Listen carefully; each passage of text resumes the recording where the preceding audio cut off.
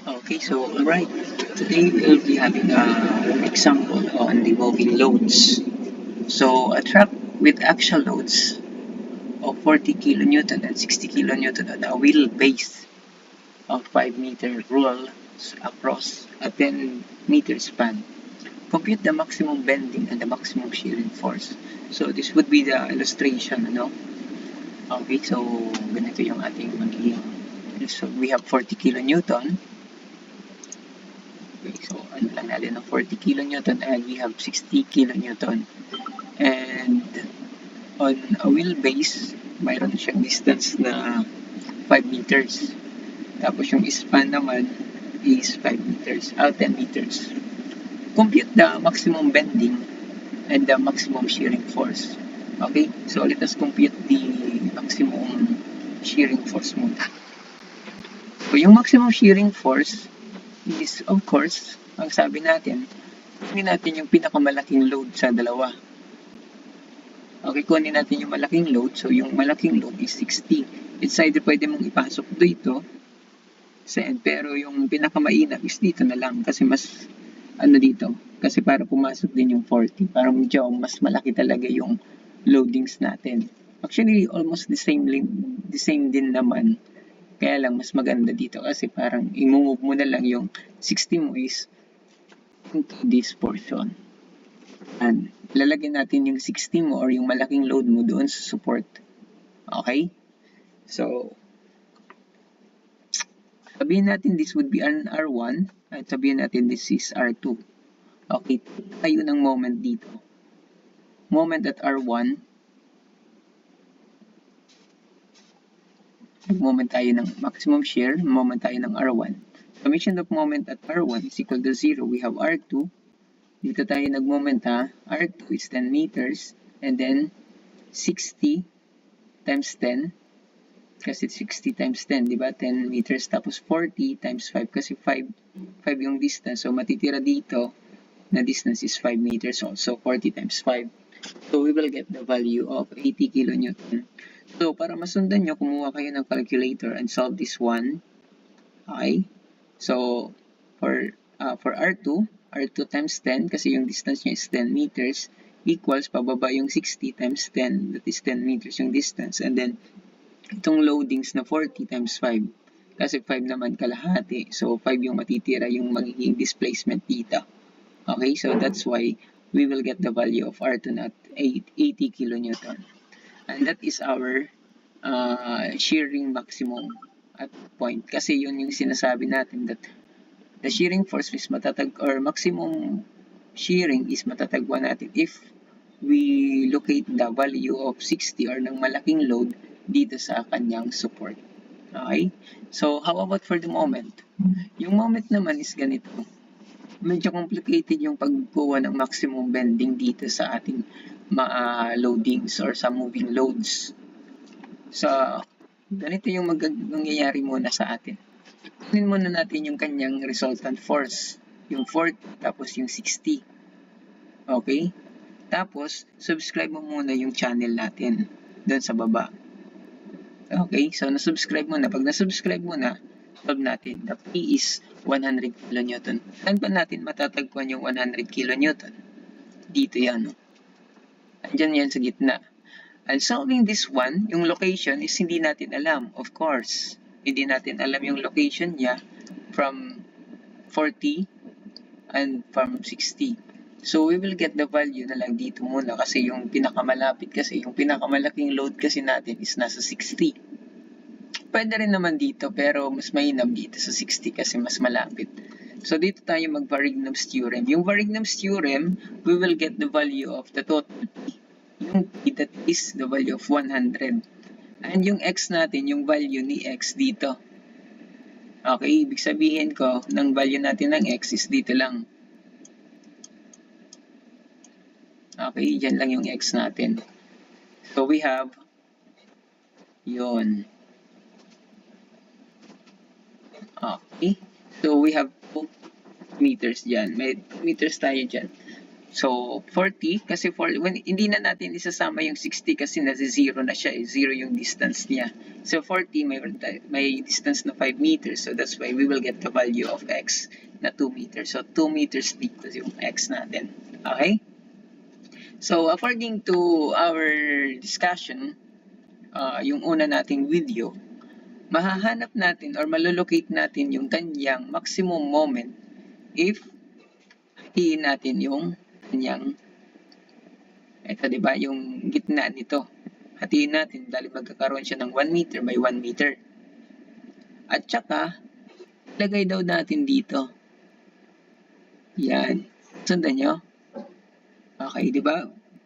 Kinuha ko muna yung ano natin, yung mga distances para makuha natin. Tapos, ito yung A natin, di ba? Doon sa ating discussion. This is our A. This is A over 2. A over 2. Tapos, imomove natin ng ganyan. Kasi dapat daw, malolocate natin sa gitna yung ating, kaya lang, this would be A over 2. A over 2. Di ba? Ganyan yung ating ano. Yung pinakamalaking load mo, tapos yung magiging resultant load mo, tapos gigitnaan nilang dalawa. Yung gitna nilang dalawa, doon ang ating pinaka-maximum load. And then we will consider also the distance na lang from 60 kasi dito natin matatagpuan yung malaking moment. Diba? Dito natin makikita yung malaking moment at this portion or at this point here. That is the maximum moment. So, moment at R1. Ito yung ating R1. Makuha natin yung value ni R2. R2 times 10, tapos 100. Kahit hindi na natin isama yung 60. Actually, pwede naman. It's up to you. Kaya lang, pag 40 or 60 yung gamitin mo, hindi ito kasali. Diba? Hindi yan kasali. Pag yan ang gamitin mo. Kasi, ito, yung 100 kasi dyan, representation na yan, nitong dalawa. Sinum up mo na kasi dito yung sa dalawa. So, yung magiging distance mo dito ngayon, that is 4 meters. Yung R mo is 4 meters from this point. Diba?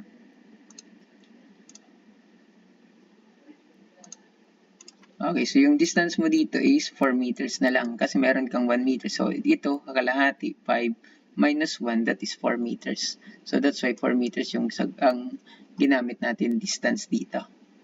Okay? So, I hope na susundan nyo, no? Medyo mabilis ata yung discussion natin dito. So, yan lang. Ulitin natin. Sige. Yan. Pag nakuha mo na to kanina, pag nakuha mo na yung ganyan, na forma, ilagay mo na dito, sa gitna. Okay? And then, mag-moment ka. Yan, moment. Yung 100 na lang yung gagamitin mo. Of course, kasi hindi mo na ito pwedeng gamitin kasi representation na yung 100 nitong dalawang load. Pero kung gumamit ka naman ito, para gusto mo ng medyo mahaba yung solution mo, ito yung gamitin mo. Para 40 times ng distance naman ni 40 dito. Tapos yung 60, distance naman ni 60 dito. Okay? So, ganun lang naman. R2 natin is 40 kN. So, ibig sabihin, may 40 kN tayo dito. Okay, so 40 dito. So, yung mangyayari ngayon, for the maximum moment, we have 4 times 4. Kasi ito na lang, dito kasi na natin makikita yung maximum moment. So, this is 4 meters. Okay, dyan natin makikita yung maximum moment. Andito yan. Once na i-plot natin yan into a moment diagram, ganito na yung mangyayari sa kanya. Okay, so ganun yung mangyayari. So, this is the maximum moment. Nandito siya. Okay? So, I hope na may nakuha kayo dito sa ating problem na ito. At saka turuan ko kayo ng bagong technique. Kasi ang mahirap kasi dito, lipat kayo kasi ng drawing. Yun yung mahirap dito sa moving loads kasi if you compute the value of the shear, kailangan mo ilagay yung load mo dito. Pag kumuha ka naman ng moment, ang maximum moment, ililipat mo naman yung load mo, yung drawing mo, dito sa gitna, almost sa gitna, di ba? So, yun yung mahirap dito sa problem na ito. Kaya lang, kung nagmamadali ka, gamitin mo ito. Ganito yung gamitin mo na kung nagmamadali ka ha. Pero kung hindi ka naman nagmamadali, okay lang yun. Tiyagaan mo lang. So, kung nagmamadali ka, ganito. Lagay mo yung X. Yung X mo doon sa pinakamalapit na support. Doon sa malapit na support, tapos ilagay mo yung pinakamalaking load mo. Yung malaking load ha. Hindi dito. Kasi ito maliit eh. Maliit yung load mo. Doon ka sa pinakamalaki. Sige, doon ka sa malaki. So, doon tayo sa 60. Gawin mo tong distance X. Okay? Ito lang yung ating ito-drawing dyan. Wala nang iba. Tapos mag-take tayo ng maximum shear. Or compute tayo ng maximum shear. We have tayo ng moment R1. At R1 is equal to 0. Ganito yung itsura ng ating mga drawing na. R2, ito yung R2 natin. R2, that is 10 meters. Kasi moment tayo. Kailangan natin mag-multiply ng moment distance. 60. Yung 60 natin, ito. That is, from this distance nito, is hindi natin alam. Diba? Ang magiging, natin dyan is 10 minus the value of X. Diba? Yun yung ating magiging distance niya papunta dito. Okay? So, plus 40 minus 10, itong value 10 minus X minus 5. Bali, 5 minus X. Ito yung magiging value ngayon or yung distance niya. Bali, ito yung distance nito. This is 5 minus X. Ito naman, yung distance naman dito, that is 10 minus X. Okay? So, I hope na gets nyo yan, Okay. So, R2 is ganitong magiging equation yung ating sagot. Huwag kayong magtaka, ganun talaga. Equation. If we expand this one, or simplify natin, di ba? Ito magiging, 600, tapos ito magiging 200, so magiging 800. Tapos ito magiging 60x, tapos ito magiging 40x, so mayroon tayong 100x. Okay? So, ganito naman yung mangyayari. Ang sabi natin, di ba? Ang sabi natin, ang mahanap mo yung value o yung maximum shear once na i-place mo ito, yung value dito sa point na yan. Or sa sa support na yan. So, kung i-move natin ito dito sa 6 support, ibig sabihin magiging 0 ito, di ba? Di ba? Magiging 0 yan. Kasi doon natin mahanap yung maximum shear. Pag ilagay natin yung dito kanina. Yung kagaya ng sa drawing natin kanina sa shear. Diba? Okay. So, since 0 yan, so ibig sabihin magsi-0 to. Compute ka ng calculator mo. Diba? Ito, isi-0 mo to. Isi-set mo to into 0. Kasi 0 na yan eh. Yung x mo dyan is 0. So, 800 divided by 10. That is your maximum shear. Diba? Ito yung maximum shear mo na dyan. Diba? Same lang din yung sagot. Same lang din yung sagot. Diba? Okay. How about naman for the moment? Yung maximum moment mo naman ito. Maximum moment. Mag-moment ka ngayon at 60. Dito. Kasi ito yung pinakamalaking moment mo. Hindi naman sa 40. Diba? It's either pwede kang tanungin, mag-moment ka sa 40. What is the moment at 40? Or the load 40? Kaya lang dito yung tinatanong is maximum moment. Magkakaroon ka ng maximum moment doon sa pinakamalaking load mo. Diba? Mag-take ka ngayon moment at 60. Tapos tingnan mo lang doon. Huwag ka nang tumingin sa kabila. Hindi mo na tingnan sa kabila. Ito lang. We have, or pwede ka naman mag-moment dito. Kaya lang kukunin mo pa yung reaction dito. Dito ka na kasi meron ka ng value ni R1. Or mayroon ka ng ni R2 pala. Ni R2. Mayroon ka ng value ni R2. Yeah. So, mayroon tayong R2. Yung R2 mo is, yung distance mo is X. Yung X mo, tapos R2 times X na lang. Okay? So, yung value ni R2, ito. Kunin mo ngayon yung value ni R2. Di ba? Ito yan. Times x. Di ba? Times x. So, ayun, meron tayong ganito. Ipasok mo ito, tapos ito. So, we will get the value of this one. And then, derive natin to.